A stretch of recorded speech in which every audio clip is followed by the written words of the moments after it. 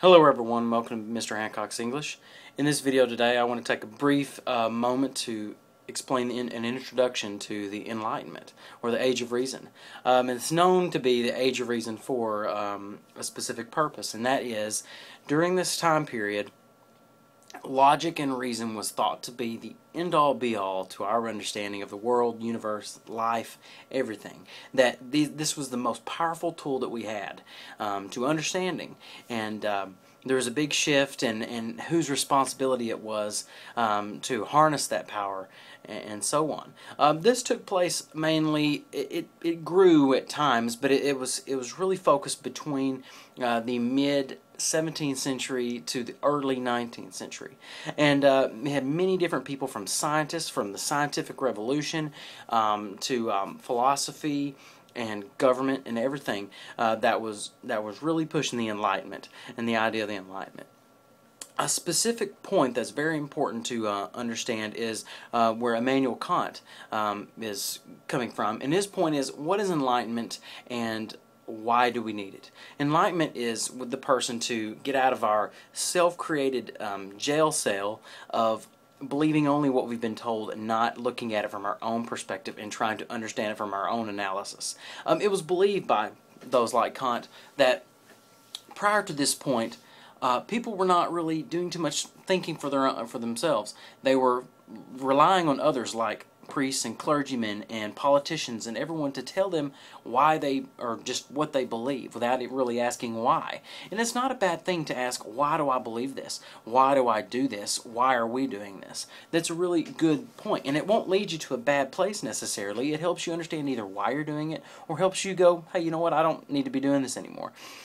Either way, it's better for the person intellectually. So, what Kant was saying is that prior to this, people were just believing what they were being told. So there needs to be an enlightenment and an awakening in our thought and our intellect, to where we analyze and critique things on our own and ask, why am I doing this?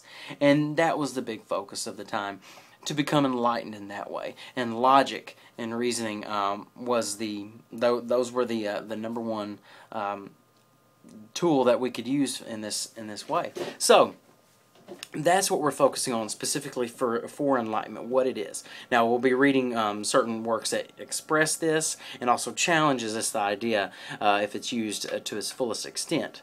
But at the time we had many other things happening. Think about the time period during the 18th century. What do we have mainly going on? Politically, we have the American and the French revolutions. And in those revolutions, we really see that challenge of thinking for ourselves. Because before this, it was believed generally that kings and queens were God-appointed stewards of certain countries, that God specifically worked through these kings and queens to do His will, and any challenge to the king or queen was a challenge to God, and everything like that. So it was a very big deal. But, and to this point, people were thinking that. Now they're starting to believe, no, these are just mortals, these are just normal people, and they're not God-appointed. They're, so whose responsibility is it to think and to do what we do? It's the people. So we definitely see that change. Now we see democracies and republics and everything coming up, and monarchies being thrown out, especially in France, which was much different than the American Revolution. So we see that right there. And we also see big changes in education. Literacy is exploded. Now that we have everyone is starting to read or learning to read. It's not just for the higher upper class. Many people can read now. So what does that mean? It means intellectualism. It means thinking and knowledge to the people. Also, we see an explosion with the abolitionists and with slavery. And we especially see that in the Americas. That's starting to come. It's not as popular as it will be in the 18th century, or 19th century, but it definitely is starting. And we even see that in the Europeans, and they actually catch on quicker than we did in America with abolition. And then we see a big change with the roles of women and the rights of women. Women, as expected from reading other literature, they didn't do as much as men. And now at this time, women, especially through education, their knowledge is exploding. And now we even see, especially in literature, an explosion of intellectual giants, especially in the coming generations. So even rights of women is changing. So much is changing. Scientific revolution has happened, so now we have people are starting to, in a way, not put so much faith in religion, but more in science. Now that we understand certain things, like that the Earth is not the center of the universe, we're actually revolving around the sun and everything like that.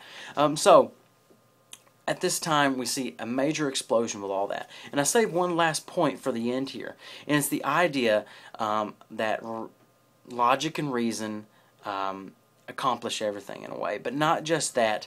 And I kind of sum it up in a more modern way. I like to, is that if you're a Star Trek fan, a Trekkie, you can, Mr. Spock's famous line that the needs of the many outweigh the needs of the few. That's a big idea here, that the collective system is what we're looking for, that not just our differences, but what connects us and how we work as a system, as a joint organism here. So as we see that, we use logic or reasoning to better ourselves, okay? So we see the needs of the many outweigh the needs of the few.